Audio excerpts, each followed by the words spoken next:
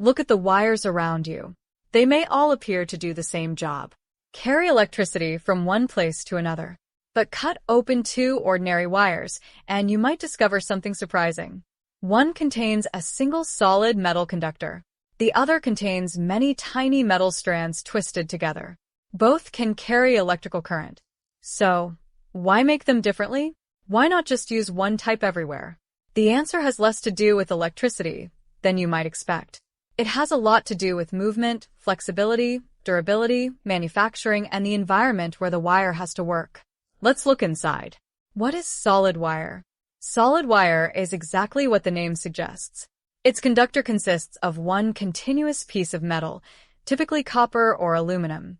Imagine a single metal rod running through the entire length of the wire. That simple construction gives solid wire several useful characteristics. It is mechanically straightforward.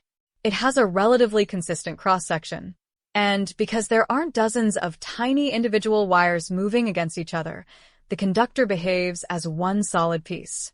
This makes solid conductors particularly useful when the wire is installed and then left largely undisturbed. But there's a trade-off. Try bending a thick piece of solid metal repeatedly. Eventually, it becomes difficult to bend, and repeated flexing can contribute to fatigue. The same basic principle applies to solid electrical conductors. And that's where stranded wire takes a completely different approach. Why put many wires together? Instead of using one large conductor, stranded wire uses many smaller metal strands grouped together. Picture a bundle of extremely thin copper wires twisted into a single conductor. The total amount of metal can be comparable to a solid conductor of a similar electrical rating. But mechanically, the result behaves very differently. The individual strands can move slightly relative to one another. That gives the overall conductor much greater flexibility. Bend it, move it, route it around a corner, flex it repeatedly. The bundle can accommodate movement far more easily than one rigid piece of metal. And that is the main reason stranded wire exists. The big difference is flexibility. Here's a simple way to think about it. A solid conductor behaves somewhat like a thin metal rod. A stranded conductor behaves more like a flexible bundle. The more individual strands a conductor contains, and the finer those strands are, the more flexible the wire can generally become. That's why stranded conductors are common in applications where movement is expected.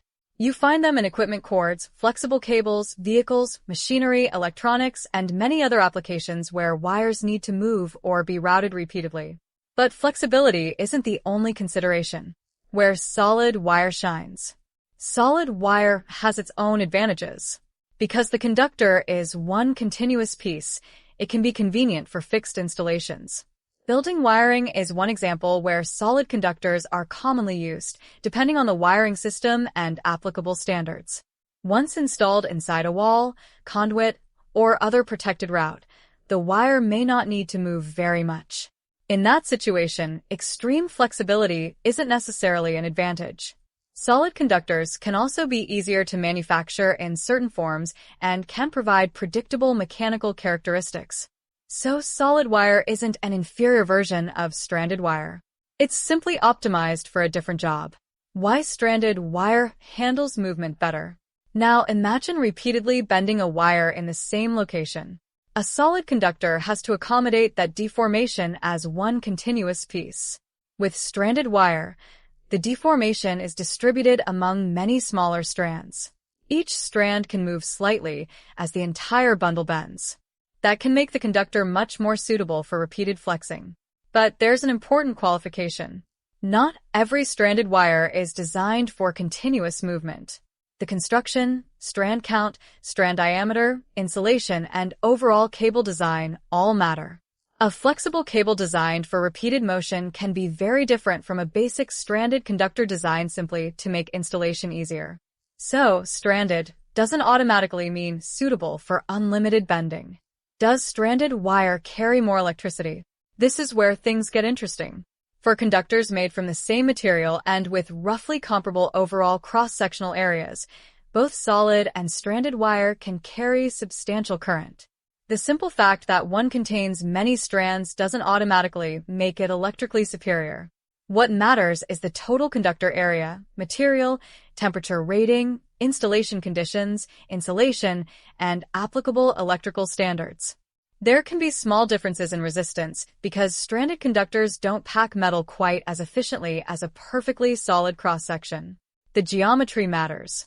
But for many everyday applications, the major practical difference between solid and stranded wire is mechanical rather than simply electrical. One is generally better suited to staying put. The other is generally better suited to moving. What about skin effect? You may have heard that stranded wire is used because electricity travels only along the outside of a conductor. That explanation is misleading. At ordinary power frequencies, current flows through the conductor's cross-section rather than simply traveling on the surface. There is a phenomenon called skin effect, where alternating current tends to become more concentrated toward the surface as frequency increases.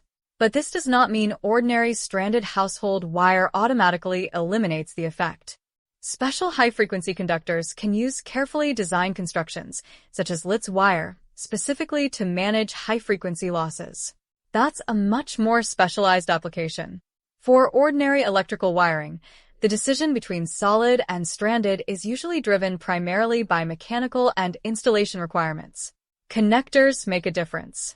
There's another practical issue. Connecting stranded and solid conductors can require different approaches. A solid conductor holds its shape relatively well. A fine stranded conductor can spread apart when inserted into a terminal if the connection isn't designed for it. That's why connectors, terminals, ferrules, crimping methods, and other connection systems matter. The conductor and the connector need to be compatible. A wire isn't just a piece of copper. It's part of an entire electrical system. Why don't we use stranded wire everywhere? If stranded wire is flexible, you might wonder why we don't simply use it for everything. Because flexibility comes with trade-offs. Stranded conductors can be more complex to manufacture. They can require different termination methods. Fine strands may be more vulnerable to mechanical damage if handled improperly.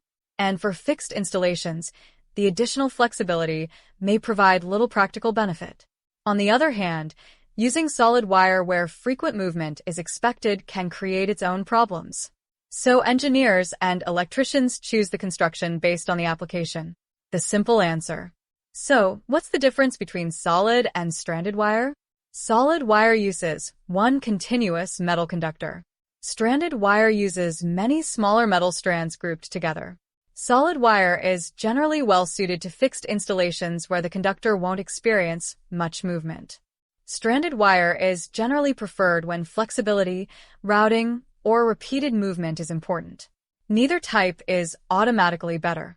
They're solutions to different engineering problems. And that's the part people often miss. When you look at a wire, you're not just looking at a path for electricity. You're looking at a carefully designed mechanical and electrical system. The metal has to carry current. The insulation has to protect it. The conductor has to survive its environment. And the entire assembly has to remain reliable for years. So the next time you see a single solid copper conductor or a bundle of tiny strands, remember, they may carry electricity in essentially the same fundamental way. But mechanically, they're telling two very different engineering stories. One is designed to stay put. The other is designed to move. And that simple difference explains why both continue to exist. Thanks for listening.